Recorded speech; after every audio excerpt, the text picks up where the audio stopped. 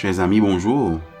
Nous voici arrivés au 19e jour du carême. En Marc chapitre 7, verset 9, nous lisons: Vous anéantissez fort bien le commandement de Dieu pour garder votre tradition. Notre méditation pour ce matin est basée sur Marc chapitre 7, les versets 1 à 23.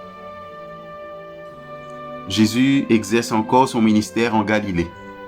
Il est confronté à nouveau à des hostilités, cette fois provoquées par son rejet du légalisme juif. À cette époque, Jésus était bien connu des milieux juifs de Jérusalem. Plusieurs chefs religieux font donc le déplacement de Jérusalem en Galilée pour rencontrer Jésus et l'attaquer. Ils mandatent des scribes et des docteurs de la loi pour l'interroger sur son enseignement.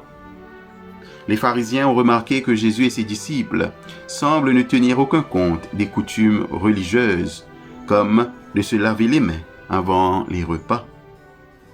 Il n'a évidemment rien à dire que c'est une mesure d'hygiène, mais les pharisiens en faisaient une cérémonie religieuse de purification et ils considéraient tous ceux qui ne le respectaient pas comme des gens impies et impurs.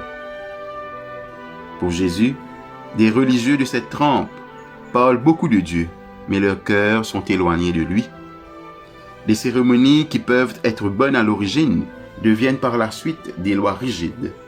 Les adeptes finissent par se soucier davantage du respect des cérémonies que d'observer les grands principes de justice, de compassion et d'obéissance envers Dieu.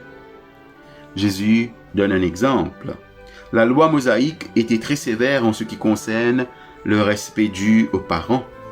Quiconque violait le 5e commandement était condamné à mort. Mais les pharisiens avaient imaginé un moyen pour le contourner. Il suffisait de prononcer le mot corban sur certains biens. Ce mot hébreu et araméen signifie don. Celui qui déclarait ses biens corbans indiquait qu'il le consacrait à Dieu, même si dans les faits, il n'en était rien. Les parents étaient ainsi privés des biens qui auraient pu leur revenir en réponse à leurs besoins. Sans tenir compte des pharisiens, Jésus invita la foule à l'écouter. Il proposa une parabole à leur méditation. Les ordonnances légales et les prescriptions se préoccupaient avant tout du comportement extérieur. Mais cela n'est pas ce qui compte le plus pour Dieu. Des coutumes religieuses comme le lavage des mains n'ont aucune espèce d'importance pour Dieu. Les règles alimentaires sont également dépourvues de leur valeur à ses yeux. Rien de ce qui est extérieur à l'être humain ne revêt de l'importance. L'important, c'est le cœur. L'homme ne pêche pas parce qu'il pratique ou néglige les cérémonies religieuses.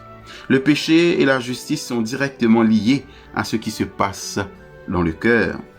C'est du cœur que sortent toutes les incitations au péché sous ses formes les plus diverses. Le mal vient du dedans. Ce n'est pas le fait d'oublier de se laver les mains qui suit l'homme, c'est l'incapacité de maîtriser la méchanceté de son cœur. Le péché n'a pas grand-chose à voir avec les rites ou les traditions. Il est ancré dans notre nature profonde. Pour sauver l'homme, Jésus lui donne un cœur nouveau, car il peut purifier le cœur. La religion en est incapable. La question pour nous ce matin: en quoi mes propres coutumes religieuses entravent-elles ma rencontre ou la rencontre des autres avec le Dieu vivant? En quoi mes propres coutumes religieuses entravent-elles ma rencontre ou la rencontre des autres avec le Dieu vivant? Prions.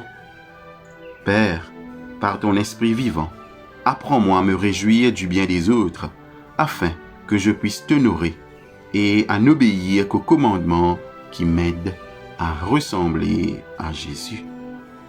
Amen.